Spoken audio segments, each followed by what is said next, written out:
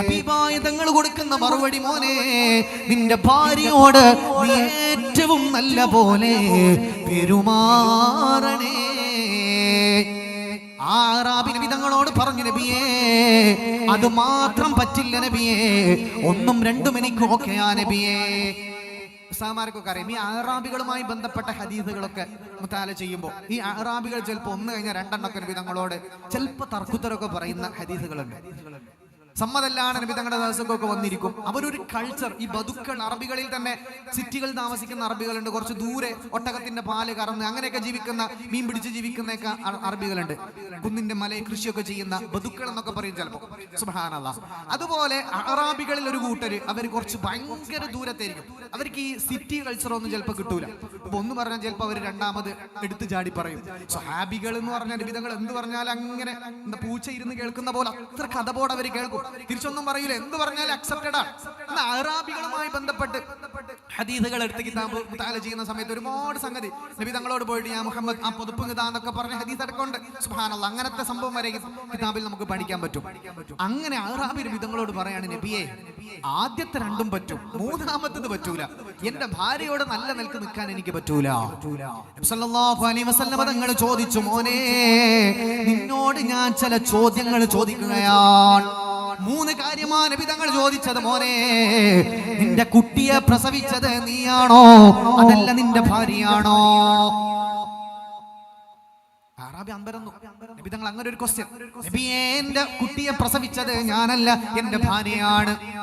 നബി സല്ലല്ലാഹു അലൈഹി വസല്ലം തങ്ങൾ ചോദിച്ചു, നിന്റെ കുട്ടിക്ക് മുലപ്പാൽ കൊടുക്കുന്നത് നീയാണോ നിന്റെ ഭാര്യയാണോ? നബിയേ ഞാനല്ല എന്റെ ഭാര്യയാണ് കുട്ടിക്ക് മുലപ്പാൽ കൊടുക്കുന്നത്. മൂന്നാമത് ചോദിച്ചു, മോനെ നിന്റെ കുട്ടിയുടെ കൂടെ ഏറ്റവും കൂടുതൽ സമയം ചെലവാക്കുന്നത് അത് നീയാണോ നിന്റെ ജീവിത പങ്കാളിയാണോ? നബിയേ രാവിലെ ഞാൻ ജോലിക്ക് പോകും, പിന്നെ രാത്രിയിലാണ് തിരിച്ചു വരാറുള്ളത്. എന്റെ കുട്ടിന്റെ കൂടെ കൂടുതൽ സമയം ചെലവഴിക്കുന്നത് എന്റെ ഇണയാണ്, എന്റെ പത്നിയാണ്, എന്റെ ഭാര്യയാണ്. നബിയേ എന്റെ കുട്ടീന്റെ കൂടെ കൂടുതൽ സമയം ചെലവാക്കുന്നത് ഞാനല്ല, ഭാര്യ. മൂന്നും ഭാര്യ, പ്രസവിച്ചത് ഭാര്യ, മുലപ്പാല് കൊടുക്കുന്നത് ഭാര്യ, കൂടുതൽ സമയം ചെലവാക്കുന്നത് ഭാര്യ. നബി തങ്ങൾ മനസ്സിലാക്കി കൊടുക്കുകയാണ്, ദേഷ്യപ്പെടുകയല്ല. അറാബിനോട് പറഞ്ഞു, മോനെ നിന്റെ കുട്ടിയുടെ കൂടുതൽ സമയം ചെലവാക്കുന്ന നിന്റെ ഭാര്യക്ക് നീ ഇടങ്ങേറ് കൊടുത്തു കഴിഞ്ഞാ മോനെ നിന്റെ കുട്ടിയെ നല്ലപോലെ സംരക്ഷിക്കാൻ അവൾക്ക് പറ്റുമോ? എത്ര മനോഹരമായിട്ടുള്ള ഒരു വാക്കാണത്. ഈ റസൂലുള്ളാഹി സ്വല്ലല്ലാഹു അലൈഹി വസല്ലം തങ്ങളെ പറ്റിയാണ് യുക്തിവാദിയും ലിബറലിസ്റ്റും എന്തെല്ലാം തോന്നിയാസ പറഞ്ഞു കൂട്ടുന്നത്.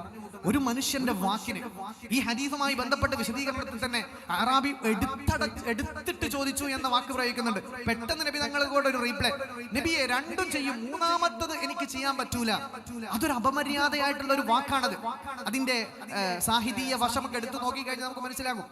ഒന്നും രണ്ടും പറ്റും, മൂന്നാമത് ചെയ്യാൻ പറ്റൂല. ഓപ്പോസിറ്റ് നിൽക്കുന്നത് നബി സല്ലല്ലാഹു അലൈഹി വസല്ലം. റസൂലുള്ളാഹി തങ്ങൾ പറഞ്ഞ ഒരു കാര്യം അപ്പാട് സ്വീകരിക്കുക എന്ന് പറഞ്ഞത് മുഅ്മിനീങ്ങൾക്ക് ശറഇൽ വുജൂബ് എന്നാണ് അതിന്റെ മസല. നബി തങ്ങൾ ഒരു കാര്യം പറഞ്ഞോ അത് സ്വീകരിക്കൽ നിർബന്ധമാണ്, അതിന് ഓപ്പോസിറ്റ് ചെയ്യൽ ഹറാം, അങ്ങനെയാണ് മസല പോലും. സുബ്ഹാനല്ലാഹ്.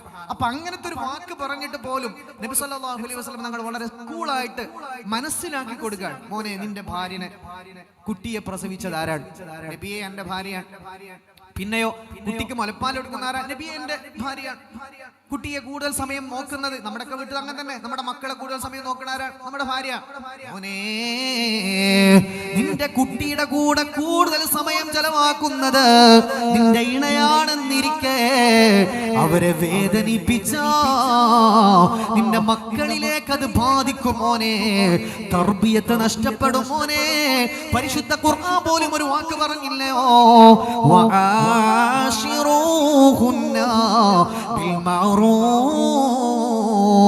നിങ്ങൾ ജീവിത പങ്കാളിയോട് ഏറ്റവും മനോഹരമായിട്ട് പെരുമാറണേ. ഏറ്റവും മനോഹരമായ പെരുമാറ്റം അത് ഖുർആൻ പറഞ്ഞതാണ്. നബി തങ്ങൾ മൂന്നാമതും അറാബിയോട് പറഞ്ഞതാണ്, മക്കള് നന്നാകണോ നിന്റെ വൈഫിനോട് നല്ല പോലെ പെരുമാറണം. നബിതങ്ങൾ അതിന് വിശദീകരിച്ച് മനസ്സിലാക്കി കൊടുക്കുന്ന ഹദീസാ. ആറാമത് നമ്മൾ പറഞ്ഞ ഹദീസ്.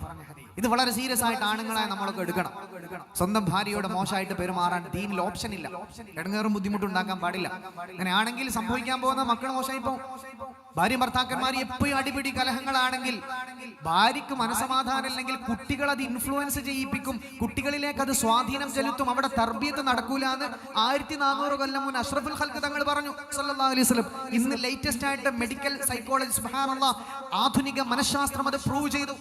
കേസ് സ്റ്റഡി എന്ന് പറഞ്ഞാൽ തന്നെ ഒരുപാട് ആളുകളിൽ പഠനം നടത്തുന്നു എന്നാണ് അതിന്റെ അർത്ഥം. കേസ് സ്റ്റഡി ഒരുപാട് ആളുകളിൽ നടത്തിയ പഠനം.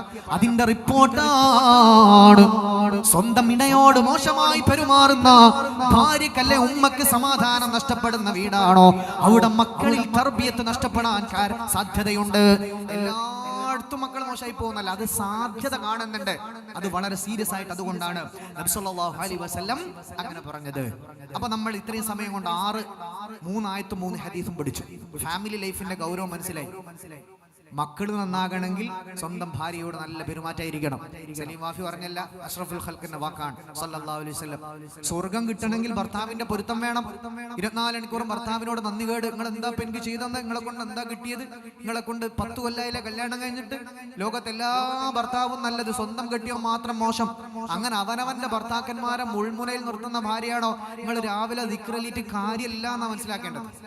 രാവിലെ വൈകുന്നേരം ദിക്റ് ചൊല്ലുന്നു, ഭർത്താവിനെ എപ്പോഴും വേദനിപ്പിക്കാൻ കാര്യമില്ല, ഇതെല്ലാം പൊളിഞ്ഞു പോകും. എത്ര ഹദീസുണ്ട്? 40 ദിവസത്തെ അമൽ പൊളിഞ്ഞു പോകുന്ന ഹദീസുണ്ട്. ഭർത്താവിനോട് അനാവശ്യമായിട്ട് ബുദ്ധിമുട്ടിച്ചു കഴിഞ്ഞാൽ 40 ദിവസത്തെ കർമ്മങ്ങൾ ഒരുപാട് വാക്കുകൾ, ഒരൽപ്പം ഗൗരവമുള്ള വാക്കിലൂടെ നബി തങ്ങൾ പറഞ്ഞ ഹദീസുകളുണ്ട്. അള്ളാഹു പൊടി പൊടിയാക്കി കളയും. സുബ്ഹാനല്ലാഹ്. വേറെയും ഹദീസുകളുണ്ട്, അള്ളാഹു 40 ദിവസത്തെ അമൽ ബാത്തിലാക്കി കളയും. അപ്പൊ ഇങ്ങനത്തെ സീരിയസ് ആയിട്ടുള്ള ഒരു സംഗതിയാണ്. അപ്പൊ അവനവന്റെ കെട്ടിയവനോട് എന്നും നന്ദികേട് ചെയ്യുന്ന, നന്ദികെട്ട വാക്കുകൾ പറയുന്ന സിസ്റ്റം ശീലം ഉണ്ടെങ്കിൽ ഇന്നത്തെ മജ്‌ലിസിൽ വെച്ച് തിരുത്തിക്കോ. റമദാൻ വരുന്നത് ഈ കണ്ട ദുനിയാവും ആഖിറും എത്ര വലിയ കൊട്ടാരുണ്ടെങ്കിലും ഖബറിൽ 6 അടി മണ്ണിലേക്കാണ് കൊണ്ടുപോയി കിടത്തുക. എത്ര വലിയ വീട് നിങ്ങളെ ഭർത്താവ് വെച്ച് തന്നാലും അതൊക്കെ ഏറ്റവും നല്ല ഭർത്താവിന്റെ ലക്ഷണം കൊട്ടാരുണ്ടാക്കി തരില്ല എന്നൊന്നും കരുതണ്ട. ഏറ്റവും നല്ല ഭർത്താവിന്റെ ലക്ഷണം ലോകം മൊത്തം കറക്കാൻ കൊണ്ടുപോകില്ല എന്നൊന്നും കരുതണ്ട. അതെല്ലാം കൊട്ടാരത്തിലിരുന്ന് കരയുന്ന പലരെയും എനിക്കറിയാം. KMCCയുടെ പ്രവർത്തകരുടെ നേതൃത്വത്തിൽ ഒരു പ്രോഗ്രാമിൽ ഞാൻ ഒരിക്കൽ വിദേശത്ത് പോയ സമയത്ത് സുബ്ഹാനല്ലാഹ് സഹം KMCC, അപ്പോ വാല് കഴിഞ്ഞ സമയത്ത് ഒരു വലിയൊരു ഒരു കോടീശ്വരൻ അയാളുടെ ഭാര്യ ആ സദസ്സിൽ വന്നിട്ടുണ്ട്. 300 കിലോമീറ്റർ, ഗൾഫിലാകുമ്പോൾ 300-400 കിലോമീറ്റർ ഒന്നും അവർക്കൊരു പ്രശ്നമല്ല. അങ്ങനെ 300 കിലോമീറ്റർ യാത്ര ചെയ്തിട്ടാണ് വന്നത്. വാല് കഴിഞ്ഞിട്ട് ഒരൽപ്പം സംസാരിക്കാൻ ഉസ്താദിനെ കിട്ടുമോ എന്ന് ചോദിച്ചു. അന്നത്തെ ദിവസം നമുക്ക് സംസാരത്തിന് സമയം കിട്ടിയില്ല. പിറ്റേന്ന് അവരൊക്കെ ബിസിനസ് സാമ്രാജ്യമുണ്ട്, അവിടെ ഒരുപാട് സംഗതികളൊക്കെ ഉള്ള ആളുകളാണ്. സുബ്ഹാനല്ലാഹ്. എന്നോട് പറഞ്ഞ ഒരു പ്രായമുള്ള ഒരു സ്ത്രീ പറഞ്ഞത്, ഉസ്താദേ 1.5 കൊല്ലായിട്ട് സമാധാനമില്ല. ഞാൻ ചോദിച്ചു എന്തേ? കുടുംബജീവിതത്തിൽ സമാധാനം നഷ്ടപ്പെട്ടു. ഇത് ഒരുപാട് സ്ഥലത്ത് നിന്ന് ഒരു 55-കാരി പേര് പറഞ്ഞാൽ പലരും പറയും. ഒരു സഹോദരി അദ്ദേഹവും പറഞ്ഞിട്ടുണ്ട് ഒരിക്കൽ എന്നോട് ഫോൺ വിളിച്ചിട്ട്, അല്ലാഹ് ഉസ്താദേ ഇങ്ങനെ ഒരു പ്രശ്നമുണ്ട്, മനസമാധാനം നഷ്ടപ്പെട്ടിട്ട് 3 കൊല്ലായി.